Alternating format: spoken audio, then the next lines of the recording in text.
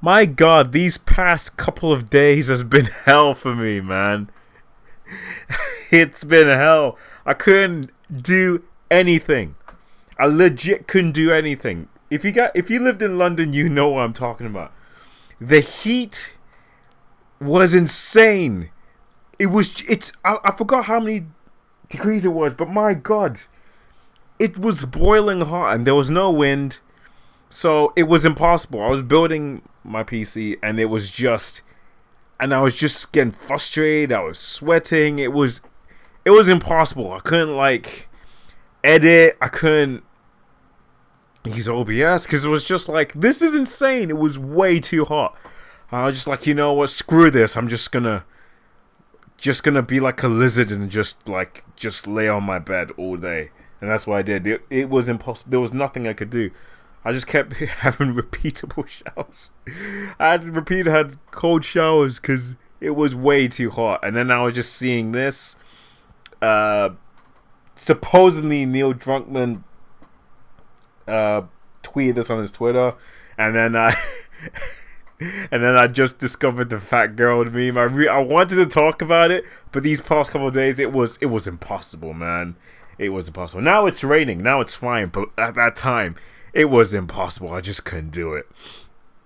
Now with the Fat Geralt thing is, when I was ranting, I forgot how long it was, but I was ranting about how much I hate The Last of Us Part 2. And I forgot to mention that Fat Geralt was like, because when I saw his scene when he literally punched the crap out of Lev, it was so cathartic. I was so happy. I was like, this is the greatest thing ever. He just knocked that kid out. He just knocked him out. He just came out of nowhere. He was charging and just punched his face and hit the garage door and it just dropped to the floor. It was funny. But the thing is, I just took it as that. I'm thinking, okay, this guy, he's funny and all that. And, like, this is the best moment in Last of Us Part 2. But then people started to meme the shit out of him. People saying that he's actually the hero of the story and stuff like that. But when you actually look it through that lens, it is actually true. You could see it. You could see it in such a way. Because I think, where was it? Where was I watching? I think it was EFAP where Marla was like, yeah, he's pretty chilled. He's helping his teammates out. You know, he's looking after them. You know, he's very effective. He punches the enemy's lads out. It was funny, man. And seeing people meme him as one of the best characters in the game is absolutely hilarious and absolutely sad at the same time. I mean, how bad must your game be where I'm guessing the majority of the core audience who hates this game, somehow gravitates to this villain. Because if I remember right, didn't he like kidnap people and use them as slaves or something? So he's not a good person, but somehow we gravitate towards him than we do with our protagonist. It's very sad. How sad of a game? How sad is that that people are attracted to this guy than your main characters that you developed in this game? That just shows how terrible your game is, bro. Like, he steals people. He locks them up, like, for days without giving them food and stuff like that. And yet people gravitate towards him than your actual... He has more... He hasn't had that much screen time. Yet he has more character than Abby and Ellie. It's so sad, man. It's funny. It's funny as hell.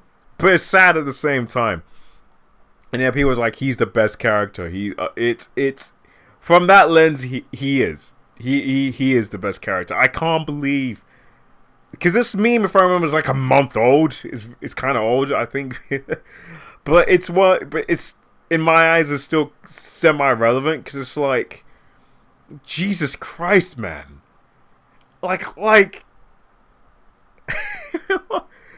Jesus, if I was in his position, I would do some serious self-reflecting. Like, if people start gravitating towards this man rather than the main characters, I'm like, okay, then something's wrong. Like, people absolutely love Fat Geralt. I wish like someone from Naughty Dog actually released his actual name. That would've been cool. I think they said in the game. I'm not sure. But I wish they do like a sequel, but with this guy. He survived Ellie's bullet, and he's trying to survive, and then he meets up with some other survivors, like 1 or 2.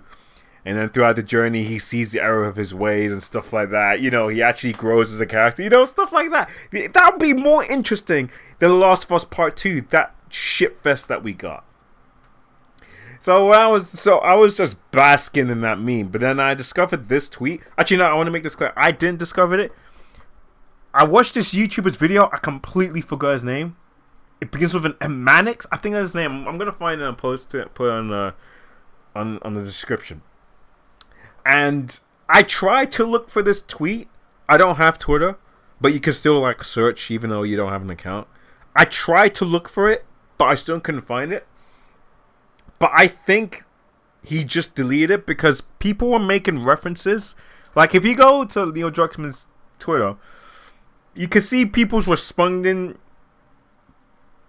to that tweet, but the tweet is missing. But you can see people referencing that tweet, so I'm thinking, okay, then the tweet did exist. He just must have hid it or deleted it or something. That's why I'm thinking. And when I read that tweet, I was like, are you serious? Like, new update for Last of Us Part 2. I think he meant the grounded patch. And again, I don't give a shit about that. For all those who feel wronged, we ask you to give us another try. Fuck no. Fuck no. And it really pissed me off when I read this, because it's like, for all those who feel wronged, we ask you to give us another try. Why in God's green earth would I give you another try? Why? This is my problem with him. It's like, by him, it's just, he knew that people who loved the first game were going to hate this game. People didn't wait 7 years for this, you know? Like, he knew. I remember he wrote, like, this game would divide fans. And I think he was prepared for it. I just didn't think he was prepared for this level of pushback. I think that's what got him. Because isn't this the same guy that said, people who criticize Last of Us Part 2, your opinions don't matter, or something along those lines. I'm paraphrasing, but he said something along those lines. And now he's writing stuff like this. I think, in his mind, he was expecting division, but he didn't think, he wasn't expecting to this degree, where people are literally putting Last of Us Part 2 as one of those games, as, in their list, one of the worst games they ever played. You know? It's like, how could you go from Last of Us, which were one of the most beloved games? Hell, people were even putting it as one of the best games they ever played. People were putting it on their list as one of the best games of all time. And yet, Last of Us Part 2 release is almost the opposite reception. I think that's what got him. He was preparing for division, but not at this scale, to a point where people are now putting on the list as probably one of the worst sequels that's ever made. And I think that's what's got him. And people did call his bluff when he's like, hey, I just don't care about people's critique of their critique of Lost Part 2. Well, you surely do care if you're begging. This is basically begging for all those people who are wrong. We ask you to give us another try. Why? No. Fuck no. I'm done. I'm done. I don't even care if Neil Druckmann develops another game, right? Where it takes in the alternate timeline, where part 2 is branch A and branch B. We actually get the game we wait for 7 years. You know, even if he does 100% right, where he releases another game but retcons everything, and it just not retcons, but it's like a different branch in the timeline where it actually shows Joel and Ellie's adventure evolving. I'm still not gonna get it. Because you made me waste my time with that one. With the first one. So no, the only time I'm jumping back in Naughty Dog. And there's the thing, I'm actually thinking about not buying any Naughty Dog game. But the only thing that will get me back in The Last of Us, or any kind of Naughty Dog game, if Neil Druckmann's not in it. That's I don't want him in the writing. I don't want him directing. Maybe advisory, because the guy, even if it's advisory, people are like, okay, we'll take your advice account, but at the same time, yeah, we're just gonna do our own thing. That's the only time. Other than that, I'm done. It's just, God's sake, like, for all those who were wronged, we actually need to give us another try. Piss off, dude. Piss off. You knew from the get-go this is not the game we want. You knew from the get-go. We didn't wait 7 years for a stupid, piss-poor story. A generic message about how revenge is bad. There are plenty other mediums that did the message that revenge is bad better than you did. You completely destroyed these characters. You made them dumber. You completely recontextualized the events of part 1 just to fit this stupid message that you have in part 2. And the characters became extremely dumb. Joel became extremely beta male. It was rough. Ellie became a bitch, and it was just. It was. Look, you're never gonna convince me that Joel. It's. The thing that I'm harping on part 2 is that why did Joel not just explain what the hell happened? That's my point. But the thing is, Neil Druckmann did not want Joel as a character to explain to Ellie what the hell happened.